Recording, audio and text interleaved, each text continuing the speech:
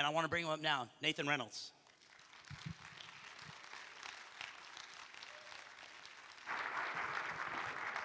Thank you, brother. Appreciate it. How you guys doing? Yeah? Yeah, that was a little excited. Come on, can you be like a little excited? I know it's like almost dinner time, and it's been a while for a lot of you guys, but are you guys pretty excited that you've been here at this conference? See, more than that though, I've got a chance to ask so many of you what it is that you are here for. Why is it that you actually came here? Like, the why is very important, and for me it's something that I simply need to know. I need to understand why people like you would choose to come to a place like this, gather together and be willing to suffer the scourge of public opinion, the mockings, the belittlings.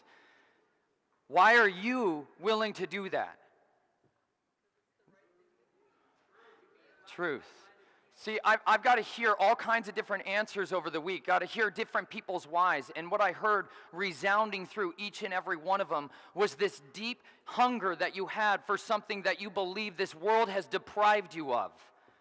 That is truth, that is passion, that is honesty, that is conviction, that is something that matters more than the meaningless, mundane lives that we're living, grinding away our existence, slaving away in systems that are controlled by things that are outside of our ability to comprehend. Why is it that you are going to come here? Some of you have given up so much to be here. Some of you, this cost you everything you have and even all that you didn't. You took time off of work that you couldn't afford to take. You paid bills that you couldn't pay with hope that it would show up later on because you paid for it instead by coming here. You put that stuff to the side because you believed this was more important. You sacrificed your time, the one commodity every single one of us has in equal abundance. You sacrificed it to come and listen to people that the world would say are the definitions of idiots. We have been made to believe that the phrases and the topics that we're discussing here are the definitions of stupidity. That this is stuff that is science settled this a long time ago. Why are we even talking about these things? Why are we talking about conspiracies? Why are we talking about fringe areas of our lives and beast systems? Why are we talking about all this? Because each and every one of you has a common trait inside you that's burning away, that is fire for something that you cannot comprehend in that system. It's truth. It's truth that you're hungry for, because we're starving for it. You're starving for something other than what the world is willing to give you when you go to work, when you talk to your coworkers, when you talk to these people that used to be your best friends that now look at you like you have three heads suddenly. Like before you weren't stupid. Before you were just their friend. Before you were their sister, brother, husband, wife, boss, director, CEO, actor. So many of you have held different positions. You've had many hats that you've worn over your life. You've had passions, things that you loved to do, things that you were so hungry to do that you couldn't even wait till you finally had a chance to go out there and pursue it with everything in you. But slowly, incrementally, the passion, the hunger, the joy, the satisfaction you found in the things that made you who you were eroded away. It was broken off of you intentionally.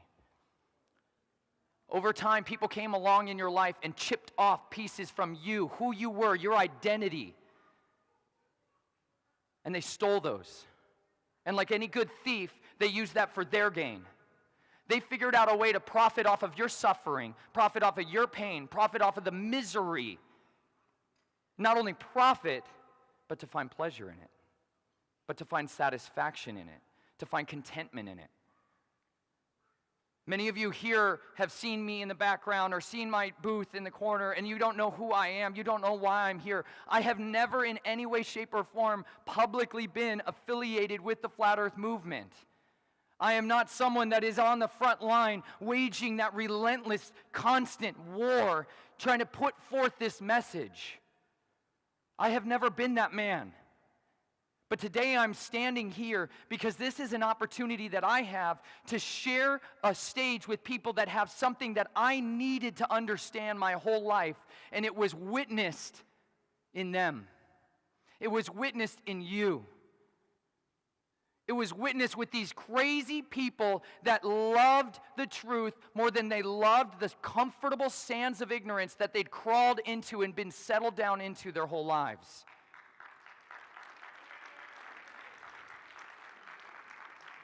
You are the people that are willing to look in the face of madness and say, I am not afraid of that. I don't know why I am the way I am. I don't know what is going on out there, but something is wrong, and I need to know what it is. I had that in my heart. I had a hunger when I was young to experience life, to know what it looked like to go home and know that it was safe. I was not born in the normal land of the living. I was pressed in between that space and the land of the dead. We're all sitting here talking about these systems and these people and these monsters at times who go around and do these things, and they lie and they cheat and they steal from us. Who are these people? They're your neighbors. They're your coworkers. They're your friends. They're your bosses, your CEOs, your presidents, your pastors, your priests. See, the enemy strategically has sown his agents into the world. It doesn't take many to cause dissension in a body of people that have a single idea that they all agree on. But along that journey, people have come along and will crush off pieces of the truth, biting them off and tearing them apart because they know the most dangerous thing in the room, the most dangerous man in the room, the most dangerous woman in the room, the most dangerous child in the room is one who has absolute convictions for what they believe, passions that burn incessantly in their heart to make them want to go forward no matter the cost, no matter the price. They will not relent. You are relentless. You will not quit. Why won't we go away? Because we have faith in what we have come to know by testing, evaluating, seeing, coming to understand, battling in frustration, weeping in anguish, furious at the way we've been treated, shaking our fists at the skies as they're spraying things on our heads and we can do nothing. But we can have our belief. They cannot steal that from you unless you allow them. I allowed people in my life to come along when I didn't know any better, when I didn't have such a thing as free choice in the matter, and steal away my passions, to steal away the things that made me who I was, to steal my identity, and to split it into pieces. And then to take those pieces and parts and personalities and craft them into an image that would bear forth their good fruit on this earth. I'm not talking in metaphor. I'm talking about the literal reality of systematic, intentional torment, ongoing anguish, psychological, physical, emotional, sexual abuse in order to cause someone at a young age to shatter into pieces. Modern psychologists like to call it dissociative identity disorder. Distancing yourself, separating yourself from who you are, who you were. Instead, people that are master hypnotists will use that and craft in you the ability to go do things against your will. They constantly impregnate your mind with these ideas of what you should be doing, and your job, your function, your role, your identity is crafted by them. My family, the Reynolds family, are known because our products are in your houses. Whether it's aluminum foil or it's Camel cigarettes, Nabisco foods. We're not one of those big, scary, intense names like the Rothschilds out there. We do not bow down before princes and kings.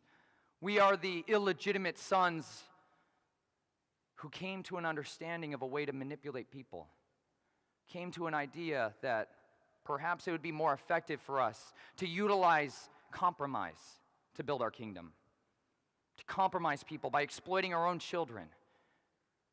So that is what my family has figured out a system to do. So the Reynolds traffic really in secrets.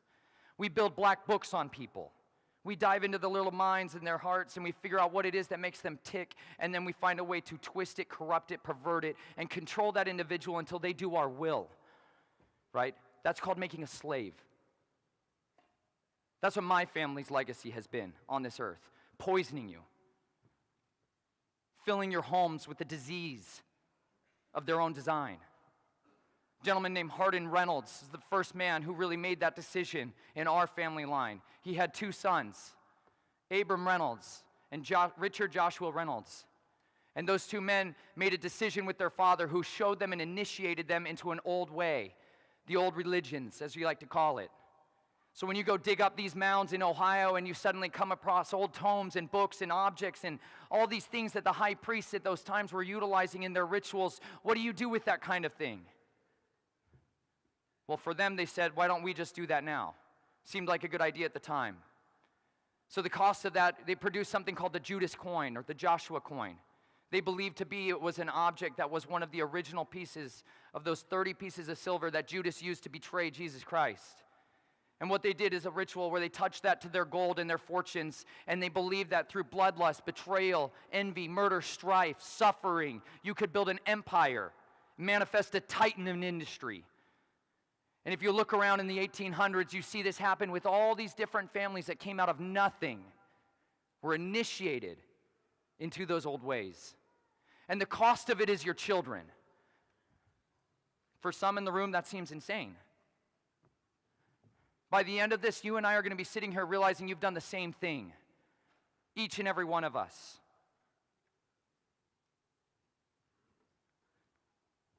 They did this ritual, and immediately after that, they gave their children smallpox vaccines, killed all three of them, except the two brothers.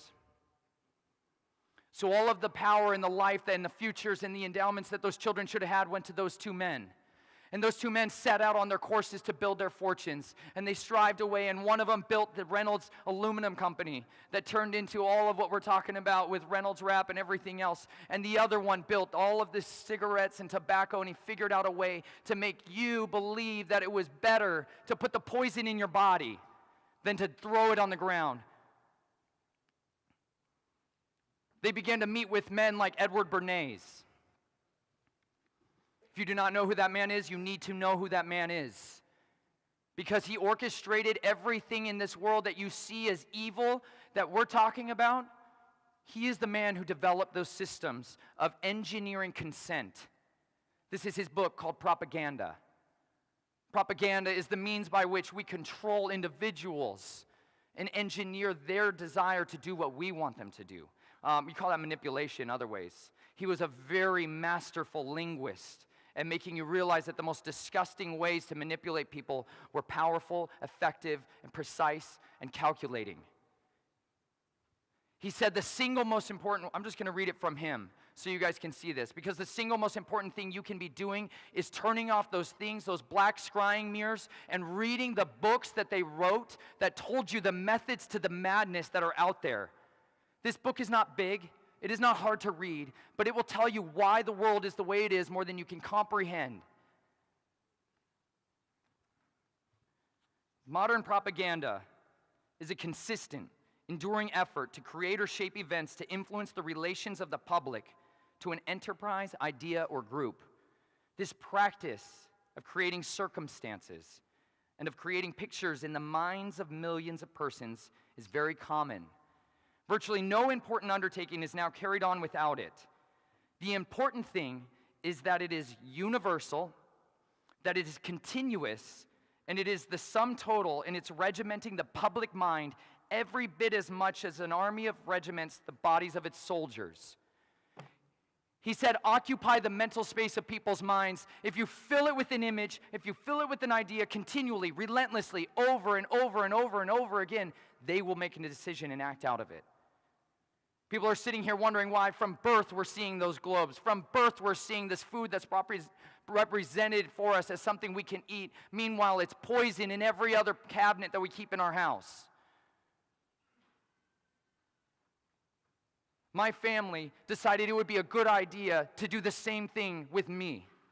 My dad and my parents made that decision, whether under their own will or others, to do the same thing so they could have access to the family fortune, fame, and connection network. So I was thrown into the world of child pornography, pedophilia, exploitation, and ritualistic abuse. I was passed through those same rituals so that they could garner the power and talk to these demons that they believed through goetic magic would download for them the information of what the future would be.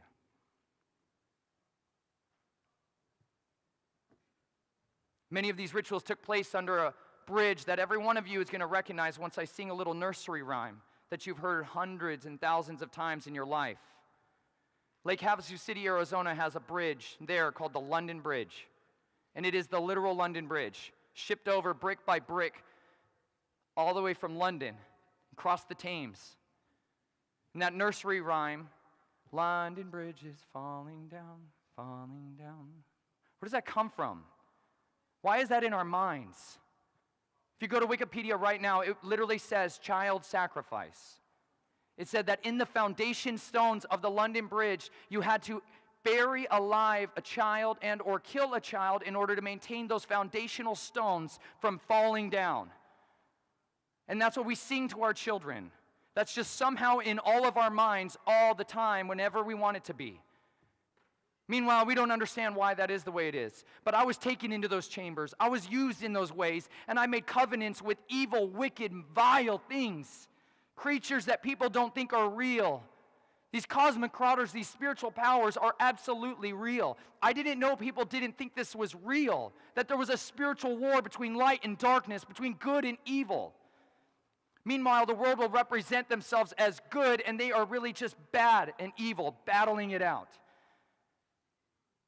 I didn't know any better. I was a child. I didn't know that it wasn't okay. So I took from that this anger and this bitterness and this hatred for the people that were doing this to me and the people that I loved and cared about. And I had rage in my heart. And I welcomed it. And I relished it. And I figured there was more power in that than there would ever be in the church. Because this whole time my family went to every Christian church, Pentecostal, Baptist, all kinds of different denominations. And there I sat like any good little Christian boy, listening to people come on stage and talk about this Jesus and talk about this God, talk about the power and this authority, and all the while never knowing why they couldn't see the monster sitting in the front row. So I became embittered towards that church. I was angry, not with the God they talked about, but with the men who stood on stages like this and said they believed that book. Meanwhile, they didn't do what it said, which is to look after the orphans and the widows, to care for those who don't have one to care for them, to rescue those who are in bondage, to heal the brokenhearted, to set captives free. I didn't know that there were people that believed that and lived it for 20 years of my life. So instead, I took that rage and I took that violence and I put it in the edge of steel. And they showed me, this is the bad guy. Go kill him. And I did. I never wanted to be a murderer when I was young. Until I did. And I became wholly engrossed in a culture of death. And the United States military loves young men like that, because they know how to find them. And so as a junior in high school, I was emancipated to the United States Army. And I was placed in that squeaky in-between worlds where you go do things that don't actually happen and never exist. So you become either disavowed, unacknowledged, or you go into these little special access projects and you're told that you're going to be a hero. You're going to be a hero. And be a part of a team that's going to go eradicate all these kinds of bad, wicked, evil people in the world. And I chased that. I believed that. And then I ran to the end of it, and after all the bloodshed, after all the violence, after all the hatred, after all the killing was done, I was unsatisfied. I was restless. That itch was not scratched. Because you can't kill death by shedding more blood. And so I got out of that, and I was like wanting to be healed. I wanted to heal other people, so I dove into the field of psychology. And I went into the practice of that, trying to see if I could be a part of someone else being healed, because I'd left so much carnage in my past that I have a massive debt of survivor's guilt weighing on my shoulders. And so I would go work in residential units where children are being constantly abused and then ripped out of that place and dropped into a locked facility and being told, this is how we're going to fix you. More drugs, more psychological manipulation, no deliverance, no complete healings. So for 10 years, I saw over and over and over again the system of mental health industry in the United States. I watched veterans, brothers that I had shed my blood with, die by their own hands. Once we were used up by them, you go kill yourself. Like any good soldier, you go die. Not on the battlefield, because then they have to pay your insurance policy. So instead, they engineer you to kill yourself. So people that I loved, person after person after person, dozens of veterans every single day, killing themselves, killing themselves, killing themselves. Why? By design. I would have been a product of that had not the Most High God delivered me and interceded for me when I had been shot and stabbed by my own hands and was bleeding to death in my parents' basement. So my first introduction to the world stage was mockery, belittlement, shame, disorder. That's what I was thrown to the wolves as. But instead, my path of redemption started there. And I got to be placed in the room where I got to see and meet a woman who later on would become my wife. I went to that college, I left that life behind, I buried those secrets, and I met her, and I just wanted to have a normal life. And so that's what we tried. I shifted away from those personalities that I once utilized, and I became just somebody who was insatiably happy and lovey and could get forward in this world.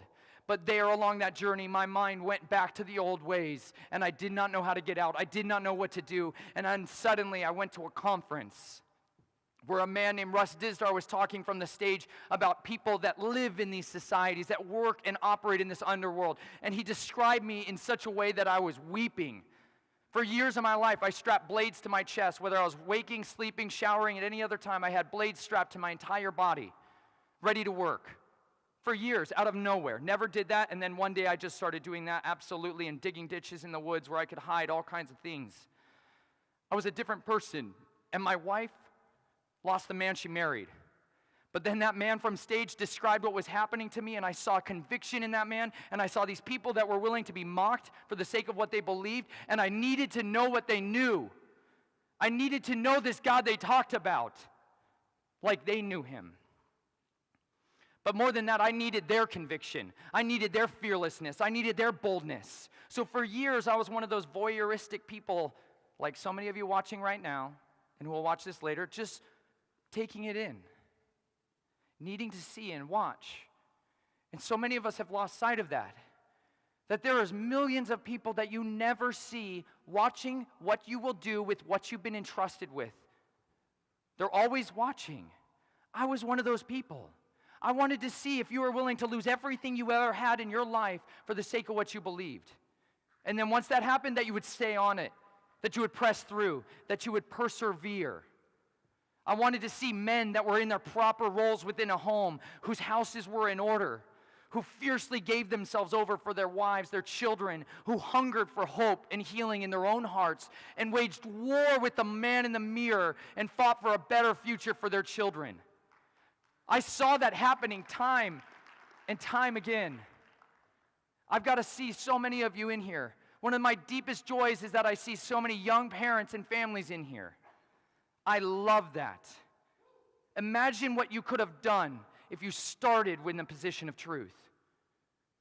Can you even fathom what you would have been like if 65 years ago you started in a home that wouldn't manipulate you, that wouldn't coerce you, that wouldn't control you, that wouldn't divorce you and send you away to a school to be indoctrinated into a system of beliefs where other people could take your children and rape them by injecting things into their bodies against your consent or theirs, and then when they die, those children are never remembered as heroes. Laurel Austin, are you in here? That woman right there, she has a testimony all her own that deserves its time. But let me tell you this, those children, her children being some of them, when they're damaged, and after those vaccinations and their children are never come back to that same way, they don't get remembered. They get mocked when they talk about it. But we have Veterans Day for our veterans, those good men who died like good soldiers do, but not for the ones that killed themselves, do we? No, we shame them.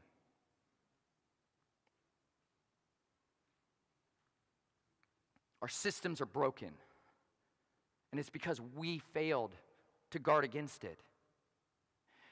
The baby boomer generation has failed to keep watch, to be on guard, to protect their children. You failed in that. Not all of you, but you know exactly what I mean. You sent your children away to be raised by other men, by other women, outside of your control. You gave them away. Gladly, eagerly, because not you wanted to, but you've been made to believe you wanted to.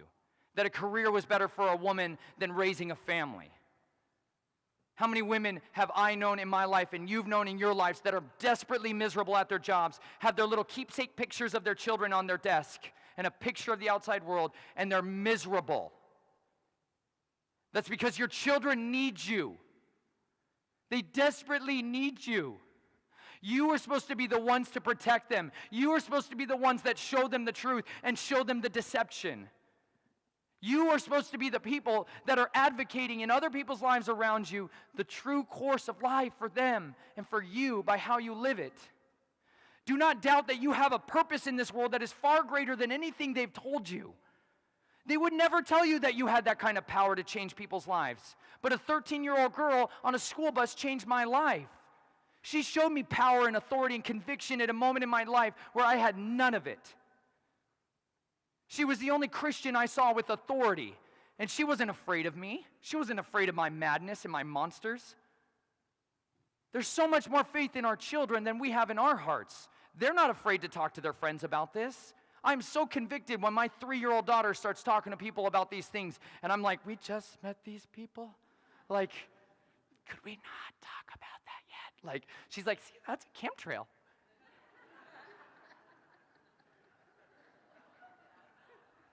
It's poison. She's amazing. And yet I sit there at the same moment and there's a policing in my own head that I shouldn't, we don't want to talk about, like, we got to build a little bit of a relationship, like we just met these people, like, why I want to almost police my own child. And at the same time I write books about it and I speak on stages telling people they themselves need to be willing to stand for their convictions. It's hard to do that. It stinks to feel that way when people are looking at you like, what in the world are you talking about? That gets exhausting. But I saw that over and over again, and I began to see that it was better to follow after the case of the crazies with you guys than it would ever be to follow the madness that this world was providing. Because in that confusion and in the chaos that they try to paint this as, and all the lies and obfuscation that they say this movement or that movement or any of the truth movements have, you guys have the conviction, and there is not confusion. Do not be willing to lose your sight of what it is that you have found to be the truth. For 4 years, we've been doing these things. Years and years and years. I know there's many in the room that have been doing this much longer than that. I know there's so many people here who have done that.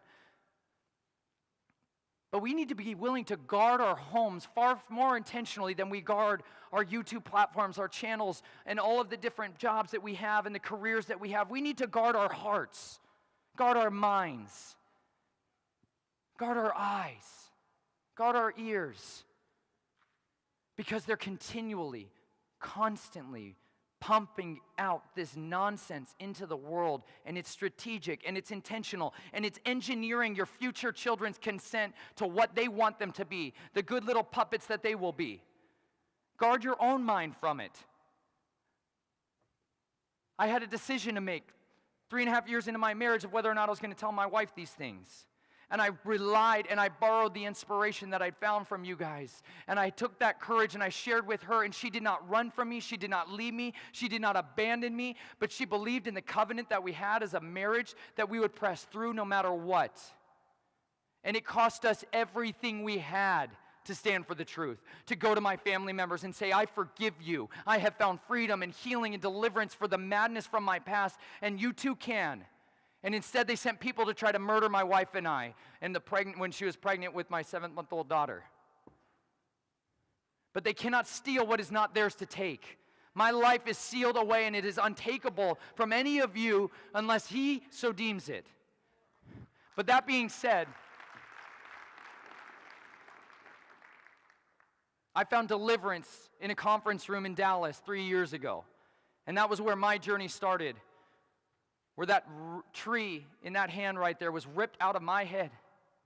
And I had freedom come into my life. And my wife and I had faith and conviction that we would be set free from this. And I began to see the fruit that comes from standing for what you believe. And it's brutal. And it's painful. And it's exhausting. And finances go, and friends go, and homes go, and jobs go, and everything that you once believed was going to take care of you and provide for you slips away and drips away, and your channels get torn down and demonetized, and the platform is taken, and they deem different ways of using their AIs to battle it back, and over, all of you guys have suffered more than enough. You don't need me to tell you anything about that. But what you do need to remember is that because of people like you and Robbie Davidson, a man who didn't know me at all, I was able to take his YouTube videos and show them to this group that I was working with as a treatment center for substance addictions. We called it the Red Pill Group. You know, yeah. We watched these videos, and I said, any question that you've ever had about things that no one answered, we can talk about it here. And we began to watch these videos together, and I got to see the hunger in the younger generation for the truth. They're not idiots. Stop mocking millennials. Stop mocking the next generation. You're playing in their game. Love them. Care about them. Die for them. Suffer for them. You're ahead of us. If you're older than us, help us. Find a way to use your resources, mental, emotional, physical, financial, to equip the people that you see, love, and care about, and believe in, so they can go fulfill their callings on this earth. They might have 4 more decades to go. You may have 5 minutes to go. We don't know. But use what you can to help those that you have around you. Stop fighting each other. Stop picking each other apart and coming along and fracturing off more and more pieces of people's identities, their passions, their beliefs. There's enough people that are out there to do that already. We cannot be a group of people that follow in those footsteps. Because those foundation stones were laid in lies. We rejected them. So don't go set a new course of deception in your own life by convincing yourself that those people are the monsters and that guy's the bad guy, and if only we took him out, it would fix everything. Don't do it. There's power in maintaining integrity of heart, in allowing healing to come into those areas, and when love can cover those areas.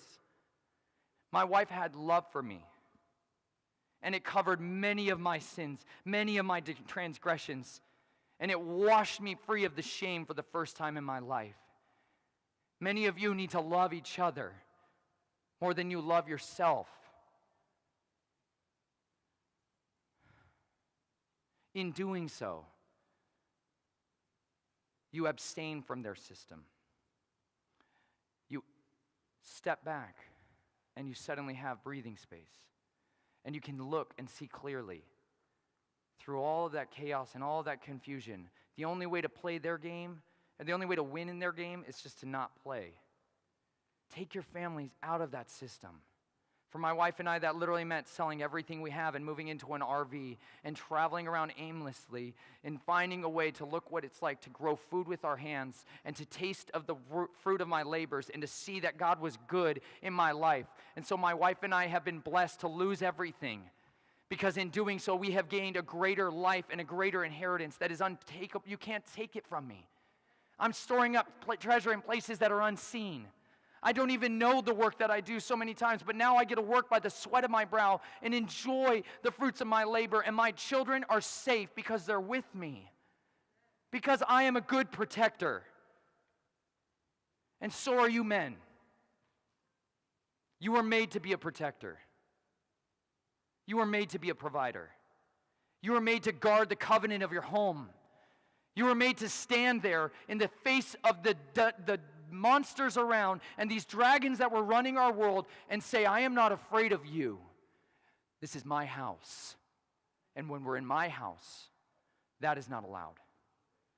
Don't allow these practices into your homes. Don't stream it into your house by you watching pornography and ruining your mind so that you no longer have sex with your wife, so that you no longer look at women with true identity that they have. You're corrupting yourselves. You're allowing the enemy to steal from you the hope that you have and the confidence of seeing yourself. You can't even look people in the eye because you're so overcome with shame. That's strategic. That's intentional. That's why porn is accessible to a 2-year-old.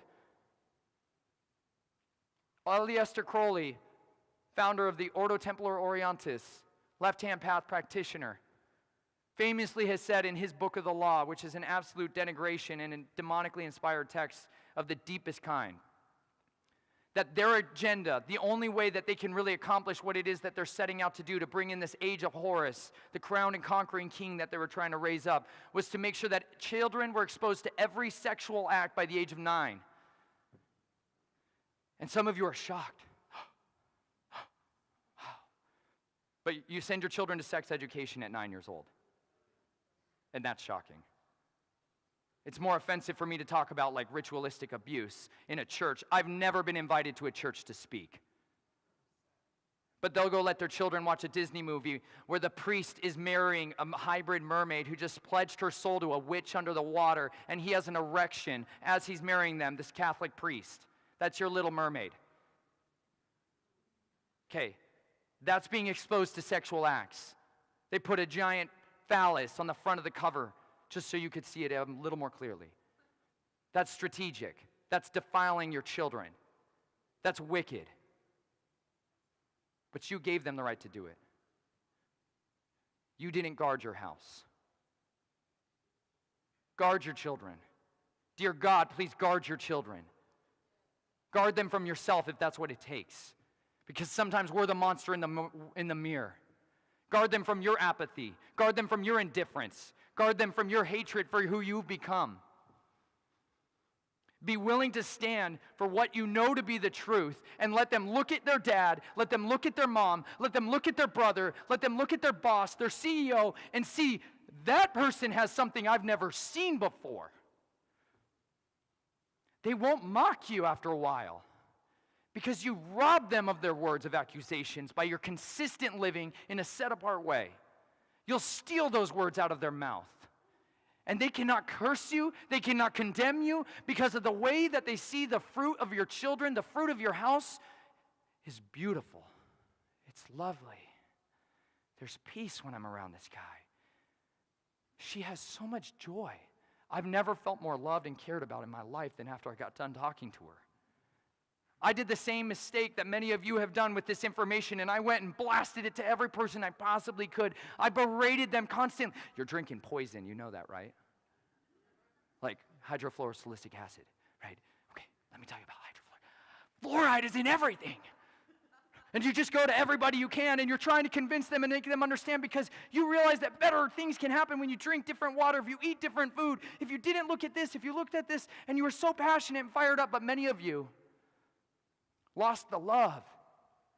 And so to them, it was just nonsense, banging gongs.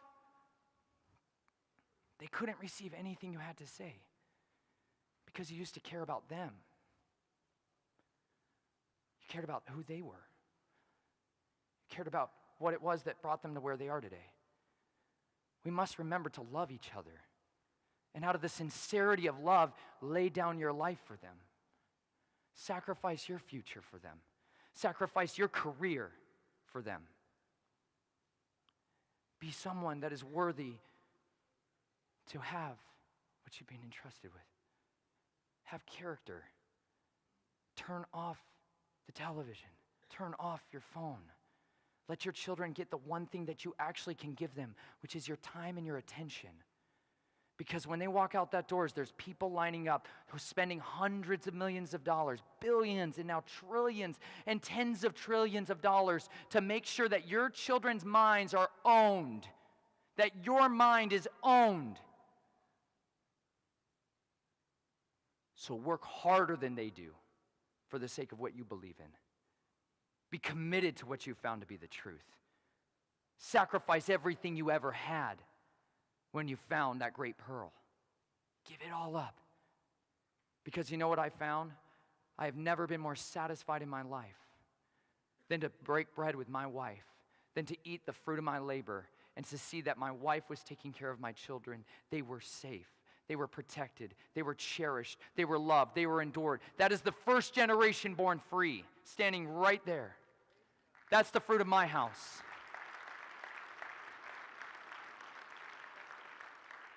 I won't hide who I am and who I've been. Everything I've ever done, I wrote in there. My deepest shame, my most embarrassing, awful, disgusting moments are in there. Nothing in that is more graphic than what you'll see in a Disney movie.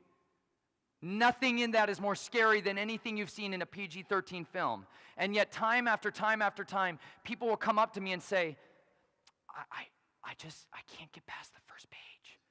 I'm not joking. People here in this room, like today, like wide awake people that love all this stuff we're talking about, can't hear me talk for 5 minutes without leaving the room. And by doing so, you miss the power of freedom that comes by staying through the scary stuff, because nobody wants to hear about that. But if you continue to turn away, if you continue to be apathetic and indifferent towards the deepest and most depraved aspects of radical, intelligent evil, it gets to continue to live on in that dark space of your indifference, of your fear. And then when people like me, or children like what I was when I was young, come into your path or come into your life, or you suddenly see them like teachers in classrooms. I have a whole chapter in here about teachers. Seeing but never understanding. Not making a difference in my life. More concerned about the vocab words than they were about the bruises, the marks, and the bleeding. I'm not mad at them. I'm mad at the system and the people the things that inspired a system like that to be orchestrated. I'm more mad at that. I'm angry that they've been beguiled. That the person who's doing that job loved people. They love children. They want to protect them. They want to see them have a good future and a good education. They wholeheartedly believe in what they're doing. But so did my family. My family was the nicest people you'll ever meet. My dad could have made you laugh in 5 seconds, no matter what you were, no matter who you were. The most wonderful people. Every time you leave the room, you felt refreshed. That's strategic. Because you're never going to get away with radical, ongoing, multi-generational, constant corruption and compromise of people around you unless you hide amongst them. So they strip down their wealth and they move it out and they put it into trust funds in places none of you can touch and access or get around to. And they hide in middle-class neighborhoods, lower-class neighborhoods. And they're okay with that because they have a purpose. They sacrifice their fortunes to accomplish their work. They give it up because money is not what you think it is.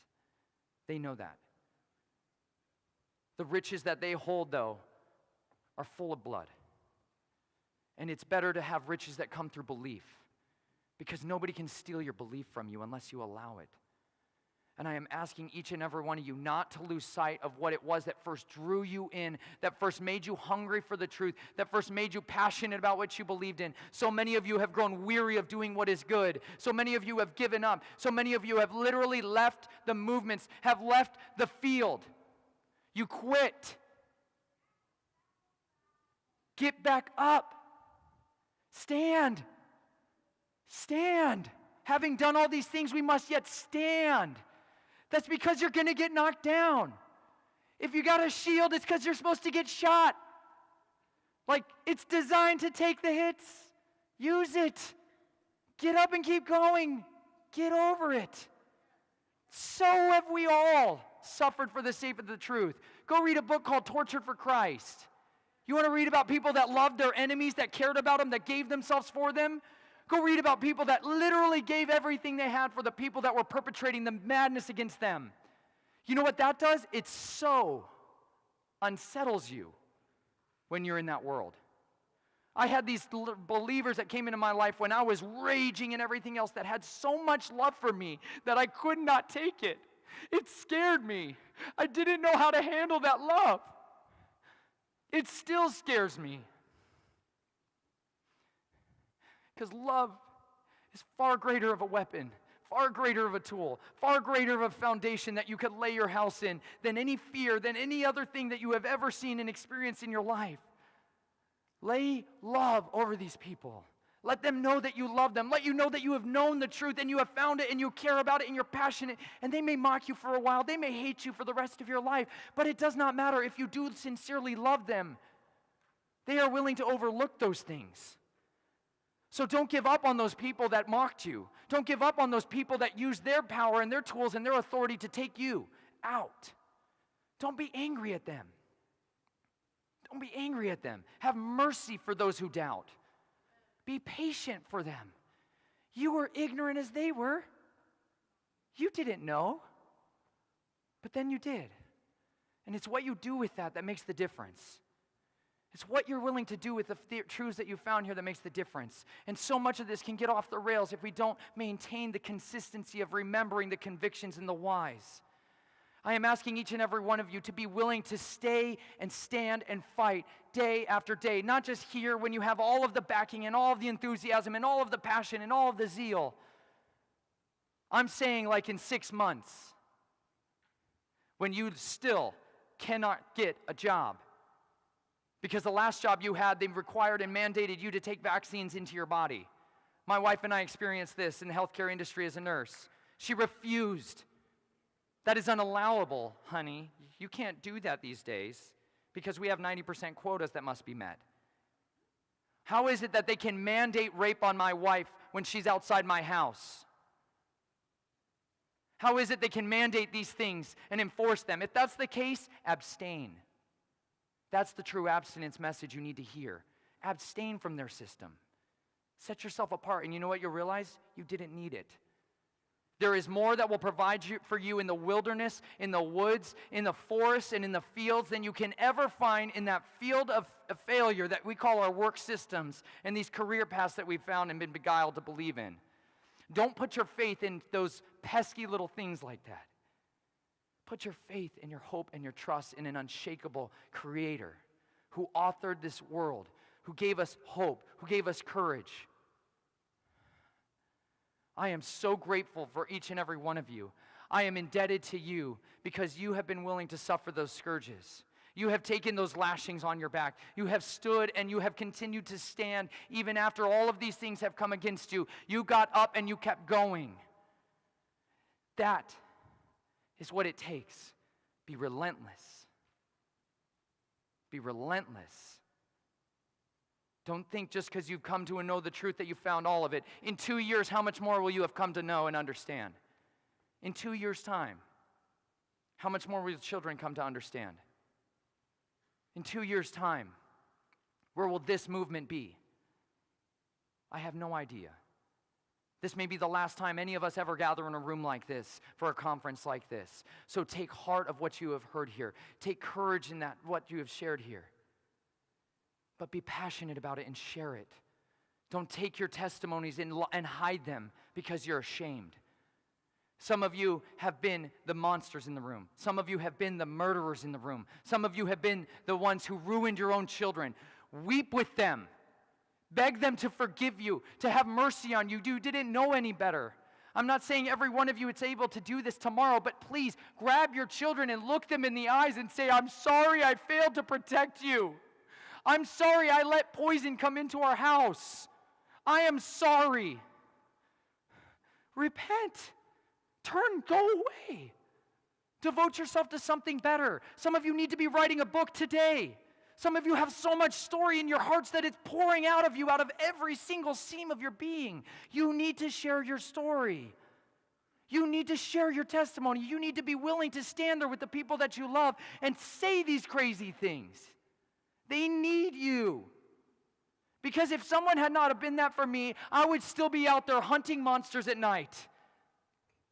Instead, I'm in rooms like this, and I have a wife and children who love me and care about me, and people around me who are willing to follow with me as we go and charge into the face of madness and darkness and say, we love you, we care about you, and we will fight for you. Whether you're the one who did this to my children or not, I am willing to stand here and say, I forgive you. Nothing you have done, nothing you will ever do can ever separate you from the love that I have for you and the love that the Father has for all of those who are walking on this earth. He is the great creator. He orchestrated my life of madness into a life of peace. He alone can make a monster into a man again. He is the only one I've ever known that could do that. No pharmaceuticals cured me. No drugs cured me. No amount of any chasing of the wind that I ever did fixed me.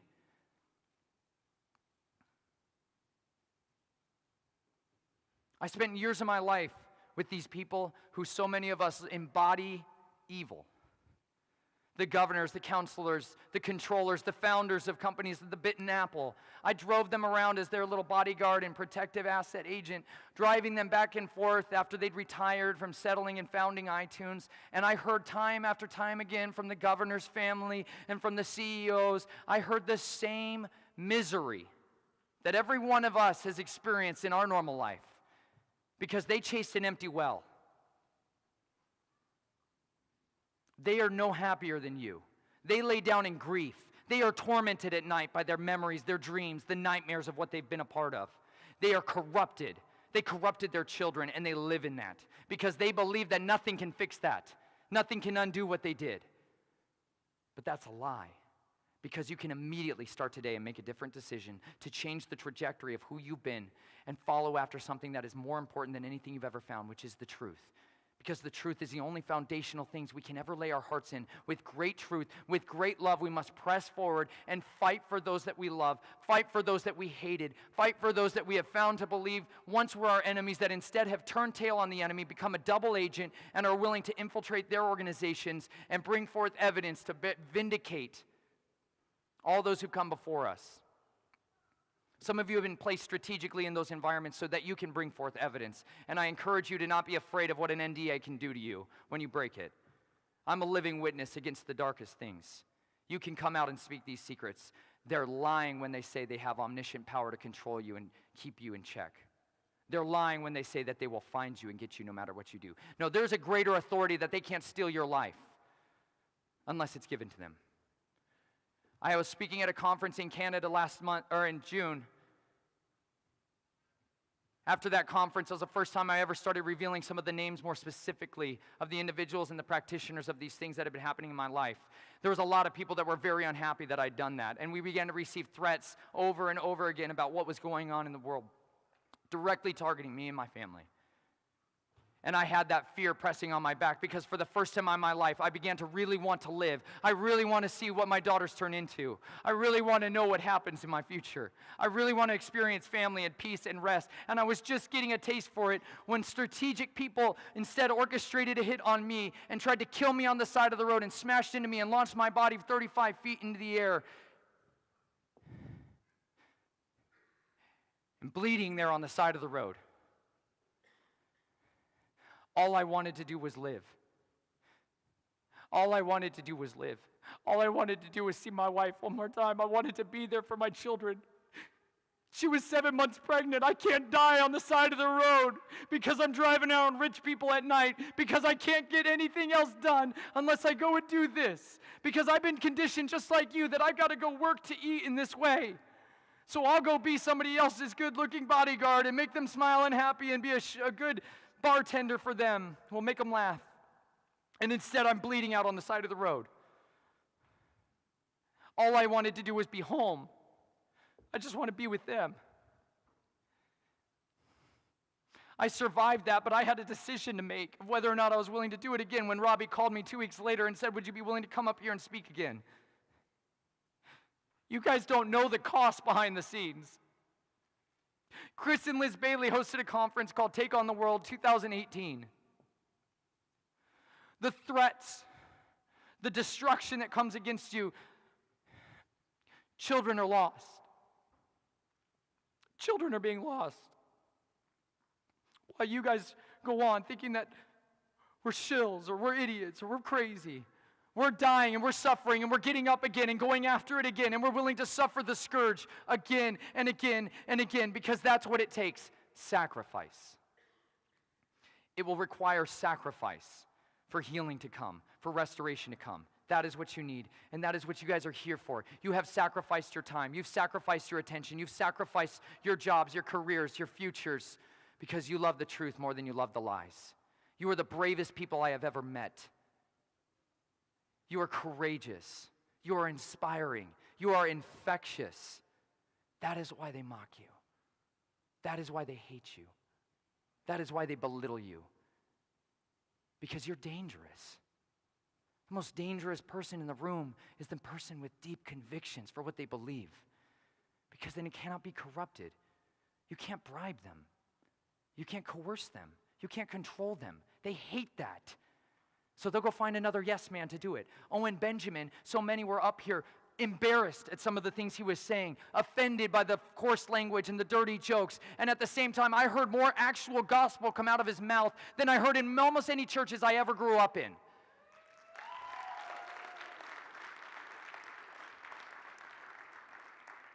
Like he's sacrificing what he had for the sake of the truth. He says the logos, the logic, the logos is Jesus Christ in the flesh. My mouth fell open. You don't say things like that if you're in the club. You're not allowed to. You don't talk about transgender children and how evil it is to make a 3-year-old cut their penis off because they want to be a girl. He loses his career for the sake of that.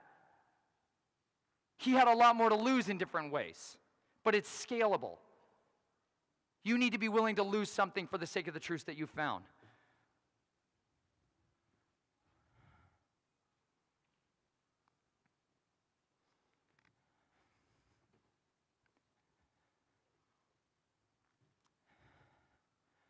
I don't know what it is that you guys came here to really find. Some of you have known this, have understood it for years, and are looking for something to just refresh yourselves. But the one thing I really hope each and every one of you will take from this time, take from this conference, take from all of the conferences and the movements before it, is that you would bring out of this convictions for what you know to be the truth, and that you would move and act on it, and that you would guard your homes, and that you would abstain from these systems, and that you would not be angry with the men that have been manipulated to believe these things, but instead that you would love them enough to stand there and be the one who would be the difference. Be willing to be that for somebody else every day you can. If it's your brother, if it's your friend, if it's your daughter, be the one who is standing in the gap, building a wall of protection, building a wall of mercy, building a wall of compassion, building a wall of truth around them. Guard them, protect them, insulate them. Be willing to offer to them a better path if so they choose. And if they don't, love them along that way too. Be considerate of what it is that you choose to do with your platforms. Be intentional, be strategic. Be smart, be cunning, be gentle, patient. Because by doing so, you're going to rob them of their accusations. And over time, sooner or later, I know there's mockers in this room that once mocked this, and instead they mock the conspiracies they used to believe in. So many of you used to make fun of us, and yet you're now here. Because over time and over experience, you can inspect people's fruits and see whether or not they are good, whether or not they come from evil sources. You all were made to bring good fruit on this earth. You were made to work by the sweat of your brow because it would heal you. So many of you just don't have the right kind of work in your life. Find the passion, find your calling, and know that with convictions you follow it out and you will fulfill it on this earth. I know that so many of you have given a lot to be here, and I want to respect the time that we have for the dinner that's coming up tonight. But I hope each and every one of you will take the time to be willing to intentionally study what it is that I have come to know and to believe to be the truth, which was the living and active Word of God that shaped me and changed me and cultivated in me a courage that could not be shaken, So I may not ever be invited to a church, but I will always be welcome in the true churches where people of beliefs gather together and are willing to stand and be courageous for what they believe. I am humbled to be called your friend. I am humbled to be called anything that you guys would be willing to me. If any of you would like to talk to me after, I'm more than willing to be able to do that. But after all is said and done, with all the information you learned here, you have decisions that you have to make, whether you're willing to sacrifice for the truths that you've come, or whether you want to plug back into their systems. I hope each and every one of you will choose to be people of conviction rather than the cowards we've once been. Thank you so much.